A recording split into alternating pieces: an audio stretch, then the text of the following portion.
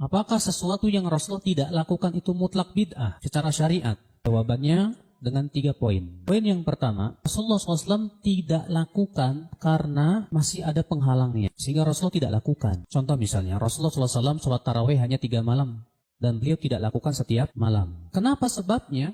Jawabnya dalam riwayat Abu Daud disebutkan karena khawatir diwajibkan atas umatnya. Berarti ada penghalang. Maka di zaman Umar bin Khattab, beliau melakukan sholat tarawih berjamaah setiap malam. Dan Umar mengatakan ini sebaik-baiknya bid'ah. Sholat tarawih tidak bid'ah. Masalahnya adalah berhubungan dengan Umar melakukan sholat tarawih berjamaah setiap malam dengan satu imam di masjid. Kenapa Umar lakukan itu? Karena Umar tahu ilat daripada Rasulullah tidak lakukan adalah karena takut diwajibkan atas umatnya. Sementara Rasulullah sudah wafat dan tidak mungkin lagi diwajibkan. Sementara ini maslahatnya besar. Maka Umar menganggap ini perkara yang baik.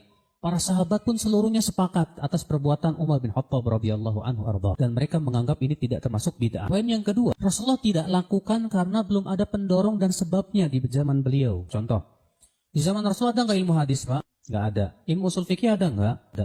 Ilmu bahasa Arab, nahwu, shorof, nggak ada. Kenapa? Belum dibutuhkan. Ilmu hadis itu berbicara tentang sanad. Di zaman Rasulullah nggak ada sanad. Ilmu usul fikih berbicara tentang bentuk-bentuk bahasa. Para sahabat jagonya. Bahasa Arab apalagi jangan tanya. Bahasa Arab para sahabat sefasih-fasihnya makhluk. Belum dibutuhkan itu bahasa Arab.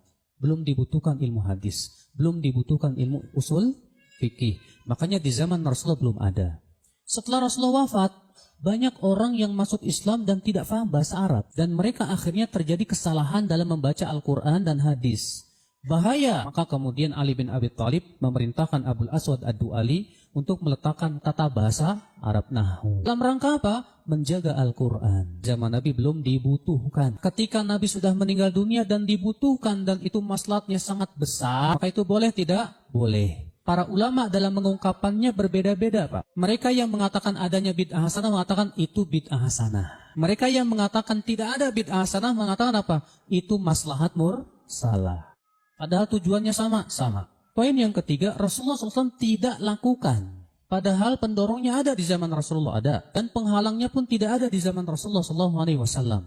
Contoh, Rasulullah sholat Idul Fitri dan Idul Adha tanpa adzan dan tanpa qomat.